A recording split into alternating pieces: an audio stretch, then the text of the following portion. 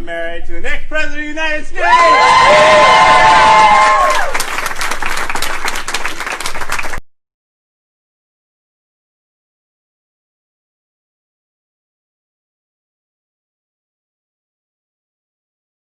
So James Gilliar was referencing something that he had been working on throughout 2015 with Rob Walker and a Chinese company called CEFC, and he had been traveling around the world developing that deal, and that text was just the culmination of him making me aware that the deal was moving forward. It was never about Hunter Biden or Jim Biden. It was about the family name, the Biden legacy. Across those days in Los Angeles, in May of 2017 that you're referencing, I met with Hunter Biden multiple times at the Chateau Marmont and Rob Walker. And the discussion was they wanted me to sit down with their father just to meet him and at a high level discuss the Biden family and how they approached it. Rob Walker was a partner in Rosemont Seneca and had a very close relationship with the Biden family, and had developed and been working with James Gilliar throughout 2015 and 2016 to develop this deal with the Chinese and CFC. So my understanding is Rob had worked in prior administrations and had a very, very close relationship. In fact, in Rob Walker's own words, in an email to me, he states that everyone was contributing or telling me how they wanted to participate in Sinohawk. And in an email, he basically states, in his own words to me, I want to continue acting as a proxy for Hunter Biden, Jim Biden, and the Bidens around the world, the Biden family. The foreign vice president was flying in, and we were to meet at the Beverly Hilton. The Milken Conference was going on, obviously one of the top 3 conferences in the world for anybody that's a global investor or developing different humanitarian causes and a variety of things. And he was, Joe was flying in to speak about the cancer and the moonshot stuff he was working on, and Hunter and everyone was in town, and they wanted to coordinate me meeting with Joe. And so it was set up for the night of May 2nd at the Beverly Hilton.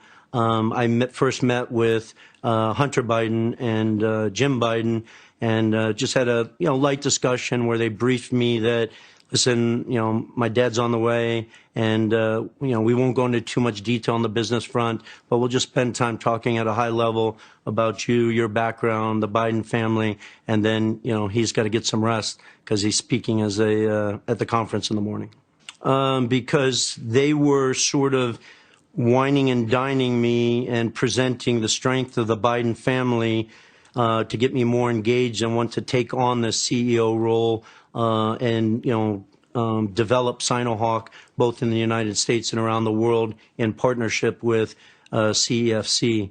And as you can imagine, I've been asked by 100 people over the last month, why would you be meeting with Joe Biden? And I sort of turned the question around to the people that asked me, why at 10:38 on the night of May 2nd would Joe Biden take time out of his schedule to sit down with me in a dark bar at the Beverly Hilton, sort of positioned behind a column so people couldn't see us, to have a discussion about his family and my family and business at a very high level, where Jim Biden sat and Hunter Biden participated in.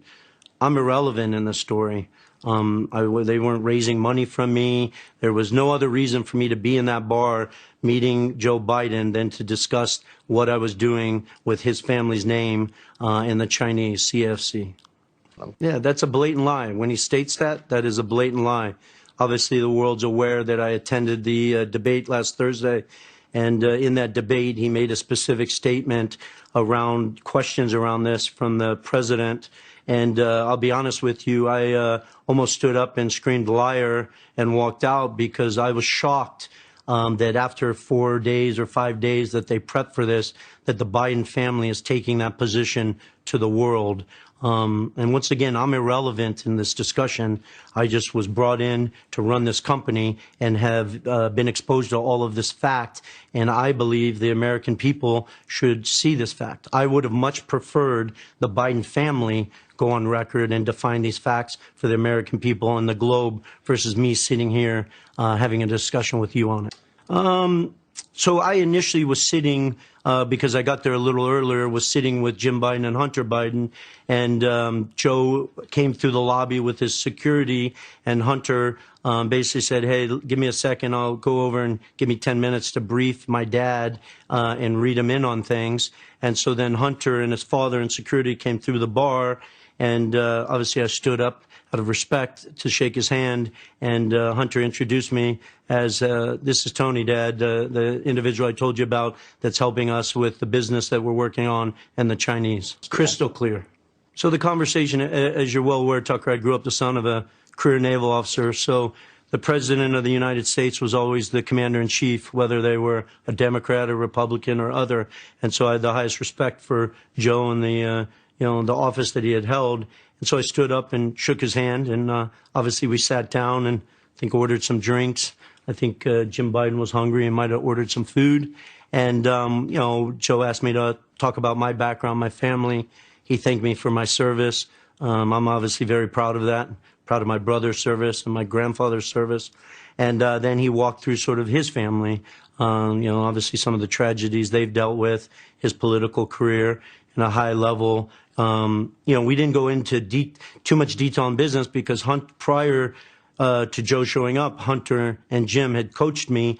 Listen, we won't go into too much detail here. This is just a high-level discussion and meeting. So it's not like I was drilling down with Joe about cap tables and details. Yes, of course. I didn't request to meet with Joe. They requested that I meet with Joe. And, he's putting his, and Hunter says this in writing, it was referenced multiple times, they were putting their entire family legacy on the line. They knew exactly what they were doing. They were dealing with a Chinese-owned, enterprise run by Chairman Yi, CFC, that had strong financial support and political support from the Chinese Communist Party. That's how it was presented to me. That's not my own words. That's how they presented it to me and read me in on it. Hunter Biden, who was very proud of that and taking credit for it when I sat with him for 2 hours on the patio of the Chateau Marmont in L.A., proud that he had the relationship with Chairman Yi, who was running CFC, and the ability for them to get deals done around the world and stuff like that. So you can imagine what I've been through over the last couple months, and knowing all this to be fact, and watching Joe Biden and his family and their lawyers trout around the world stating that there was no involvement, or even at the debate, Joe Biden referenced that you've seen my tax returns and there's no money from foreign enterprise in that. I want to simplify this for the American people as much as I can. On May 13th, that email was sent from James Gilliard to me. I didn't generate that email. James Gilliard generated that email. And in that email, James Gilliard goes through intimate detail of what each individual's requests were from a compensation perspective and how the equity in the enterprise would be divvied up. Very important. May 13th, that email was generated by somebody else to me. In that email, there's a statement where they go through the equity. Jim Biden's referenced as 10%, doesn't say Biden, it says Jim. And then it has 10% for the big guy held by H. I 1,000% sit here and know that the big guy is referencing Joe Biden. That's crystal clear to me because I lived it. I met with the former vice president in person multiple times, and I had been meeting and talking with Hunter Biden and Jim Biden and Rob Walker and James Gilliard. Where the media has tried to hide, and I personally feel it's disgusting, is between that May 13th email and the final document that was executed called Oneida Holdings, LLC. In Oneida Holdings, LLC, the equity is broken up 20% Hunter Biden, 20% Jim Biden. Well, there are LLCs that represented them. Right. 20% James Gilliard, 20% Rob Walker, and 20% me and my investment entity. What I'd ask the American people to read and look at is how from May 13th to the final Oneida document that got executed did Jim Biden go from a 10% owner to a 20% owner? That's not my question to answer. I'm sure there were discussions within the Biden family. I wasn't privy to that discussion. But this is Jim Biden, the brother of the potential future president of the United States.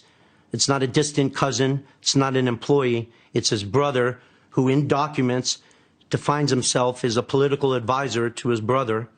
And so I'll leave that to the American people to answer that. But I don't understand how the American journalist is allowing that gap to be even talked about and defined. Yeah, 1,000%, crystal clear. After I met with Joe Biden the morning of May 3rd at the Milken conference, and then was taken backstage after Joe had spoken, you know, we joked around for about 10 minutes, 15 minutes, and then I walked him out to his car. I think he was, I think they referenced he was off to see the lieutenant governor. And then after that, I went over to the Peninsula Hotel, and I sat with Jim Biden for 2 hours, where Jim Biden walked through his history and his own words, stating all the work and effort he did to get Joe Biden elected initially in Delaware, and then through the family history and the role that he had played in it. And in that meeting, remember, I'm the son of a naval officer. I'm a naval officer, was a naval officer myself. And because I held a Q clearance, which is the equivalent of a top secret clearance, we're audited every year. So if you receive a gift, I think the barrier was $25. Anything larger than $25, we had to disclose it to the government, because obviously anybody with the clearance, the government is watching closely that they're not influenced by the Russians, the Iranians, the Chinese, and stuff like that. So as I was listening to Jim walk through this, I have a big heart. If you talk to anybody who knows me, they would weigh in on that. I'm a kind person, and I'm thinking about the Biden family. Like, how are they doing this? I know Joe decided not to run in 2016, but what if he ran in the future? Aren't they taking political risk or headline risk? And I remember looking at Jim Biden and saying, how are you guys getting away with this? Like, aren't you concerned? And he looked at me and he laughed a little bit and said, plausible deniability. Yes, he said it directly to me, one-on-one in a cabana at the Peninsula Hotel after about a, hour and a half, 2-hour meeting, with me asking out of concern, how are you guys doing this? Aren't you concerned that you're going to put your brother's, future presidential campaign at risk? The Chinese, the stuff that you guys have been doing already in 2015 and 2016 around the world. And I just can almost picture his face where he sort of chuckles and says, plausible deniability. Anyone watching this interview can look up what plausible deniability means, and the definition is very distinct.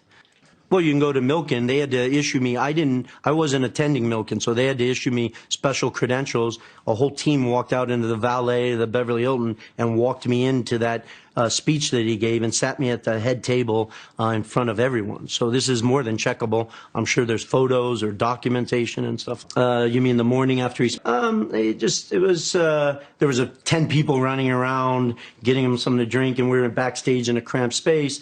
And he asked me to walk with him out to the car, and he just asked, how I did and what I thought of his speech. And I thought he did a great job in the speech. And obviously, cancer is a very serious thing that we should all be working together to solve. I just lost a sister-in-law within the last 2 weeks, sadly, to cancer. And then he just sort of asked me to keep an eye on his son and his brother.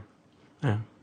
I think he was conscious of things, and, I can't speak for him. I would love for him to go on record. As I referenced earlier, I'm only sitting here because they have not only have they not gone on record, they've denied it, and they've tarred my family name and a long history of serving this country, and have other congressmen now talking about Russian disinformation. This whole smear on Joe Biden comes from the Kremlin.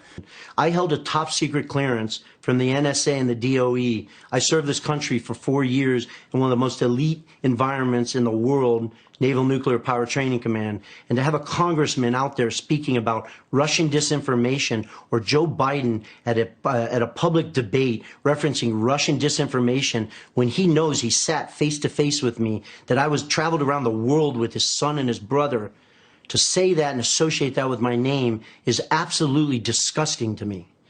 Well, in basic form, you're exactly right. They are publicly accusing me of treason right now.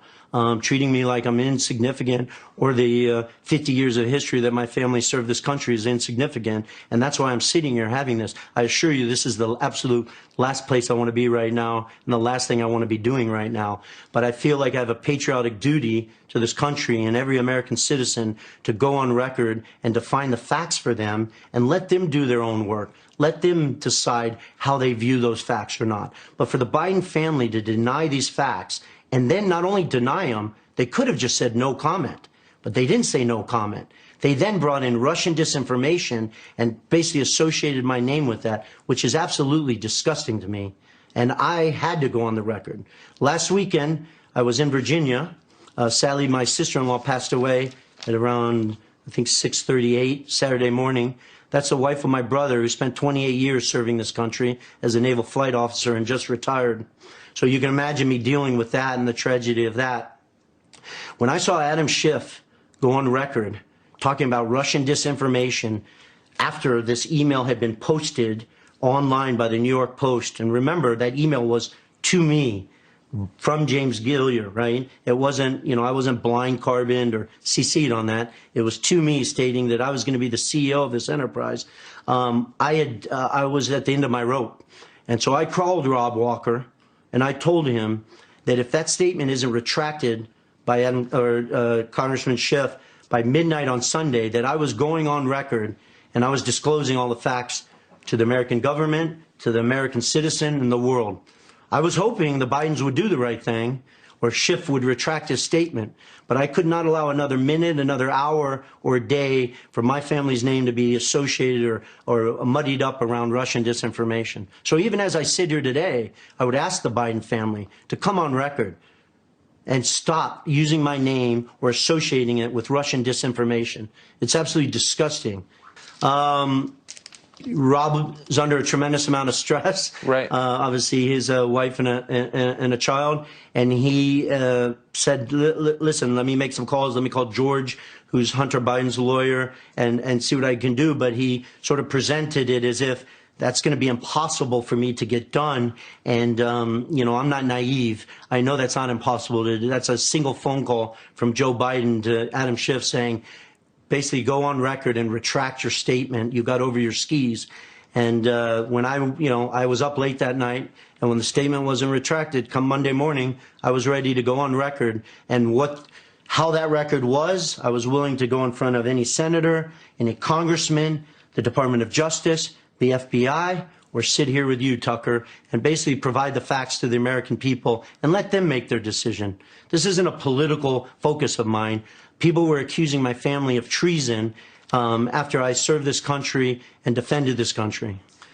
Surprised is probably an understatement of the year. Shocked, because it would be different if this was my word against Jim Biden, Hunter Biden, and Joe Biden. Right. That would be a very slippery slope, not something I would take the personal and family risk on it.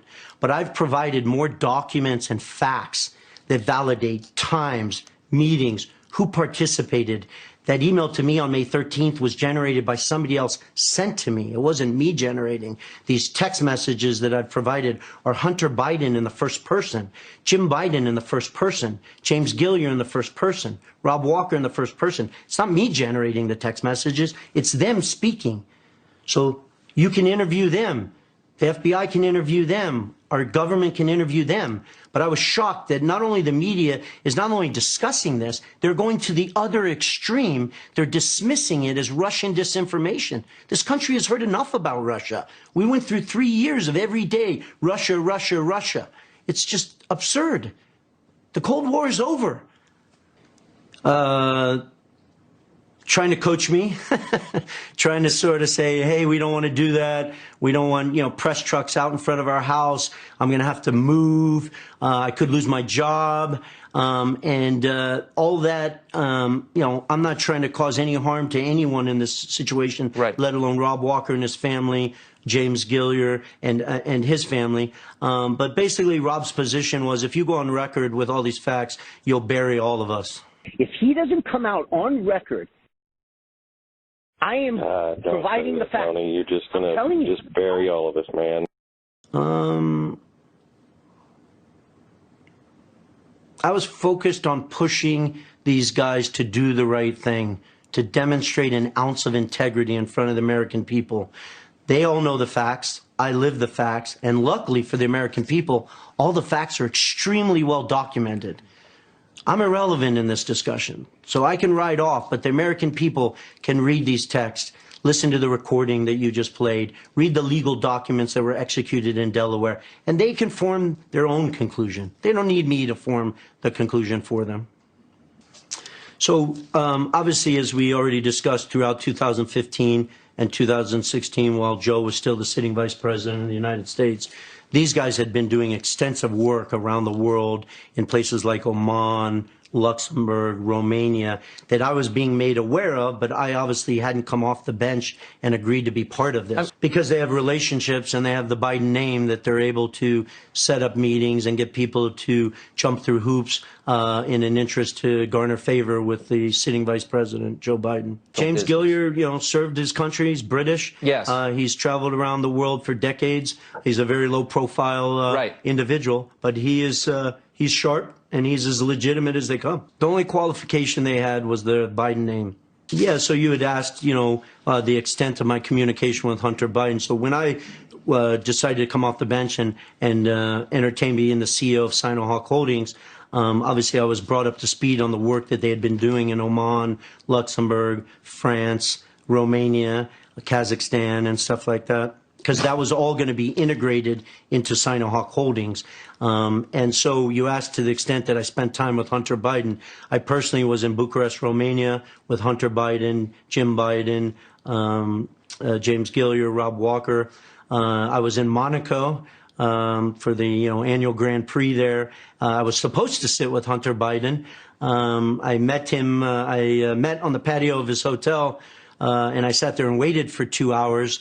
And you can imagine how angry and I was frustrated after sitting there for 2 hours waiting for him without a text, a phone call to let me know I can't make it or I'm tied up. And in a text that I think you guys are aware of and saw, the next day he aggressively comes back at me that he couldn't attend the meeting that he himself set up. I stepped away from family and friends on the yacht that I was on with my friends to go sit with him for a couple hours. And he's effectively screaming into the phone that he could not pick up the phone and text me because he was with the Ukrainians and Mykola, the founder of Burisma, and that he was fighting for the only income he has on the Kazakhstan deal that apparently he negotiated. Now, I had no exposure to a Kazakhstan deal. I'm not aware of any of the particulars of that Kazakhstan deal. I just know for a fact there is a Kazakhstan deal because Hunter Biden in first person told me there was in the text that I think you guys have and you will show to the American people. It's not my job to determine what that deal is. I'll leave that up to the FBI or the Senate and the Congress to figure that out. Absolutely nothing. The only thing that he had was the Biden family name and the fact that his father at one point obviously was a sitting vice president and potentially would run as a future president. Correct. There's two chairmen in the story. There's Chairman Yi, who is the chairman of CFC. Yes. In that text from Hunter Biden, he was not talking about the chairman of CFC. And what Hunter's referencing there is he spoke with his father, and his father is giving an emphatic no to the ask that I had, which was putting proper governance in place around Oneida Holdings. Tucker, I want to be very careful in front of the American people. That is not me writing that. That is not me claiming that. That is Hunter Biden writing on his own phone, typing in that I spoke with my chairman, referencing his father. If the world thinks that my chairman is not his father, then Hunter Biden would come forward and go on record and state to the world. So documents were all executed, even after this back and forth. And the Chinese CFC Director Zhang, who's number 3 at the company, worked directly for Chairman Yi. And the way it was presented to me as a very senior Chinese Communist Party member, was assuring me that $10 million was being sent to our bank account that was set up at JP Morgan Chase to basically fund operations and grow the business. And that of that $10 million, we were capitalizing the business. So $5 million of that $10 million was being loaned to Oneida Holdings as a non-recourse loan from CFC, and the other $5 million was coming as CFC as their capitalization of the business, because we own 50-50 in the partnership. The Chinese and CFC never viewed me. I'm insignificant and irrelevant in this discussion. To them, it was always the Biden family. It wasn't Hunter Biden. It wasn't Jim Biden. It was the Biden family, who's obviously led and operated by Joe Biden.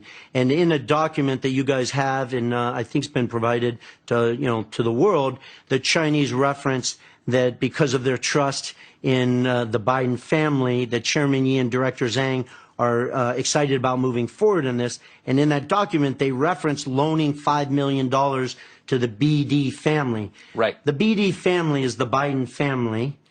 And notice they didn't say we're loaning that money to Oneida Holdings, or we're loaning that money to Tony Bobolinsky, or we're loaning that money to James Gilliar or Rob Walker. They, once again, not a document generated by me, a document generated by CFC, that they're loaning that money to the Biden family. So I think Joe Biden and the Biden family are compromised. Obviously, I've referenced that I held a Q clearance. You're briefed on compromise and, who you're able to talk with and deal and do business with. And I just don't see, given the history here and the facts, how Joe can't be influenced in some manner based on the history that they have here with CFC and stuff like that. So as a citizen and an American taxpayer, I'm very, very concerned. I think the American people should be demanding that this is investigated, and I don't know what the right party to do that is. Is that the DOJ? Is that the FBI? Is that Congress? Is that the Senate? But there absolutely should be no scenario that this isn't investigated. And as you said, I probably have purview into 10%, just picking a round number, of what was actually going on. And I would encourage the American people to go online and download, Senator Johnson's 87-page report after watching this, and read pages 65 through 87 and form your own conclusion. What I've come forward with is a piece in that puzzle that Senator Johnson and Senator Grassley did not have.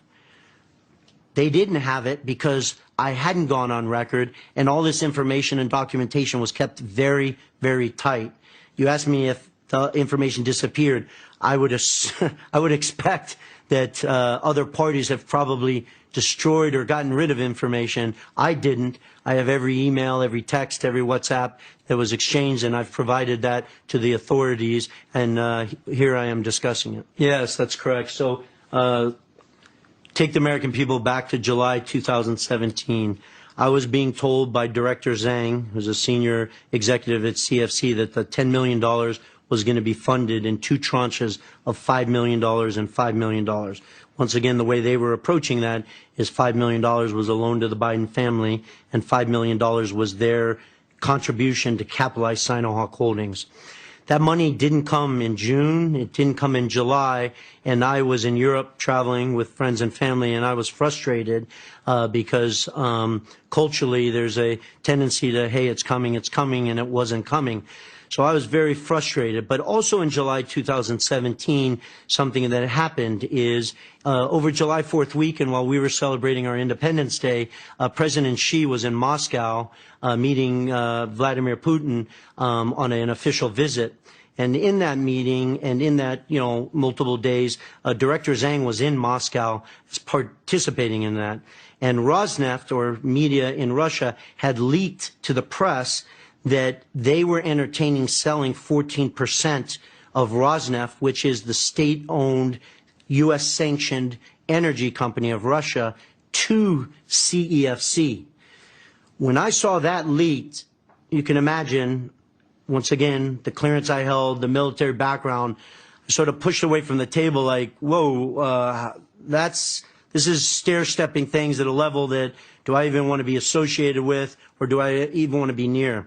Shortly after that information got out, I was told that Director Zhang's visa was denied. He could no longer get back into the U.S. for meetings or to, bring his wife and his kids to go to school in New York, and that it was denied multiple times.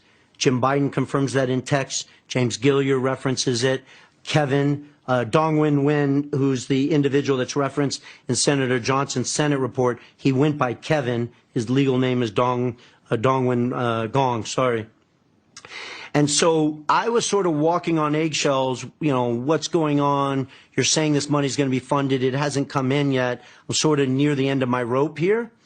And then in September, easily validated, it's officially announced that CFC is buying 14% of Rosneft, once again the state-owned energy company. And so at that point, I just sort of pushed away from the table. The money hadn't been funded into Sinohawk, and I was having daily discussions with James Gillier. You know, what's going on here? You know, the Biden name, Russia, China. I don't want to be anywhere, you know, near this. I got to understand all the moving pieces. And so we went into the fall of 2017, very well documented, when Patrick Ho, who's an employee or an associate of CFC, landed in New York. He was detained by the U.S. government and put in jail for corruption, apparently for leaving shoeboxes of cash to 2 African presidents. And it started this downhill spiral of CFC as a company. Remember, President Xi was traveling around the world under the One Belt, One Road. That was their political approach. And CFC was the capitalistic side of the Chinese government, doing things that they could do on the capitalist side that the government couldn't get done. It's very well documented, the work that CFC did in the Middle East, in Czechoslovakia, in Romania, Kazakhstan, in Georgia, all over the world. When they announced that they were officially tendering for 14% of Rosneft, a deal valued at $9 billion, I sort of pushed away from the table like, okay, obviously that's taking priority over this discussion. I just sort of, you know, was watching things play out once they detained Patrick Ho. I did reach out to Hunter Biden in October 2017, asking him, hey, listen, they haven't funded the $10 million. Have you done something that I'm not aware of? Have you gone around us? Have you started a parallel discussion with Chairman Yi that I should be conscious of? And in a variety of text messages that you've been provided, and I think the American people have been provided, he says, no, I didn't go around you, but oh, by the way, I'm acting as the personal attorney to Chairman Yi. Now imagine being in my shoes, looking at my phone, reading this text message from Hunter Biden. I just spent 6 months all out of pocket myself. Nobody was paying me. I was paying for my own travel, my own meals, my own cars, anything that was needed. And Hunter Biden is now telling me that he's meeting personally one-on-one with Chairman Yi in his $50 million penthouse in New York. And if he can't meet him, he's picking up the phone and calling him, but they only discuss things in person. You can imagine my anger and frustration there, because then I'm like, oh, this has gotten slippery. You have gone around me. What's going on here? And oh, by the way, Hunter, you're acting as the personal attorney to Chairman Yi while they're tendering for 14% of the Russian state-owned energy company, a deal valued at $9 billion? What am I missing here? And he sort of just plays it off. And he said, I'm working on a bunch of other personal things and visas and stuff like that, but doesn't go into a lot of detail. I'd love for you to ask him that. I'd love the American people to ask what those other special things were. So my focus right now is not the consequences on me. I'm actually trying to be selfless in this discussion. I think the consequences our country faces, that average American voter that's thinking about what presidential candidate they picked today or have picked over the prior 2 weeks or in the future all the way up to the election. I'm doing this for them, not for my family, not for any money. I'm doing this out of a patriotic duty to our country based on my military background and my grandfather's background. So other people can determine the facts and what matters and how they want to vote. But I had to go on record because they chose to sort of mar up my name. So I have a former SEAL team protecting my family. I'm not at home right now, and I'll travel the next 4 years if I have to. I had to do this.